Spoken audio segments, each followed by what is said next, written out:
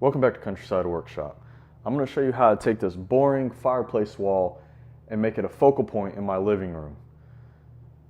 Right now, the only thing that really draws your eye over here is the mantle, and the mantle's a beautiful work of art and craftsmanship, but I want the wall to resemble the work that went into the mantle. So stick around and I'm going to show you how I do that. You want to make sure you have a level line to start with. I'm using my mantle here, and the first piece up is just simply pill and stick. Didn't cut it, I'm using the exact length that it gave me, and I'm lining it up in the corner, making sure that it sits right on top of my fireplace mantle.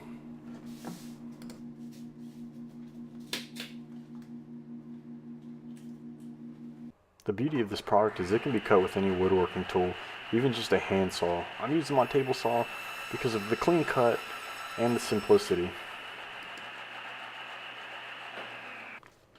Now, to get my second piece measured correctly, all I'm doing is button it up into the corner, get it nice and tight, and then I'm going to make a mark where the two pieces overlap, and this will give me a nice tight joint.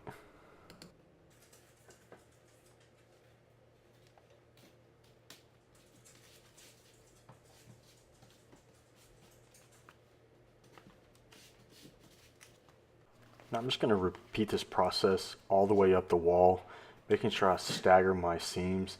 I use longer pieces, shorter pieces, cut-offs. That way my seams aren't always going up and down the middle and they're not in a straight line. All right, while you're watching this, let me tell you about today's sponsor, which is Plank & Mill. Plank & Mill provided all the wood for today's project, and it's a super easy product to work with. They take reclaimed barn wood and cut it down, veneer it to between a 1/16 and an 1/8 of an inch. They put an industrial double stick tape on the back, so it makes the installation super easy, and you don't need to worry about any kind of adhesives, screws, nails, anything like that. Just be aware that it is a permanent double stick tape, so if you want to take it off your wall, you may damage it in the process and have to make some repairs. Plank & Mill has different widths from 3 inches all the way up to 5 inch. They even have a reclaimed shiplap, and it comes in a variety of colors as well. You see me working with the whitewash, but they also have wood tones, and they even have project specific kits for things like headboards that have unique colors, variations, and unique shapes. And they also have other things like accent walls that again come with a unique shape and design already pre-laid out, and they provide you the right amount of material for your project. Each box comes pre-cut with 1, 2, 3, and 4 foot sections, so to help reduce the amount of cutting you might need. All right, so as you can see up here at the top, I just have a little space left, not enough for a full plank. So all I'm gonna do is I'm gonna do a bunch of small planks across the top, and I'm gonna measure here, take about 3 or 4 measurements over a 12-inch span, and draw me a line, and I'm gonna rip the board, put it in there, and I'm gonna do the same thing going all the way down.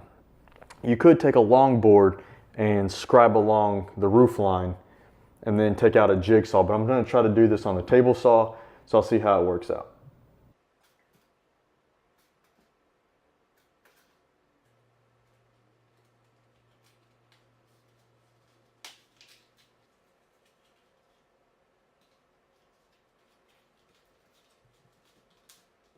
My fireplace has these 2 7-inch strips that go down the wall. I just scribed around the mantle and then cut and repeat all the way down.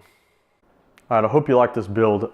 I really did. I think it transformed this wall.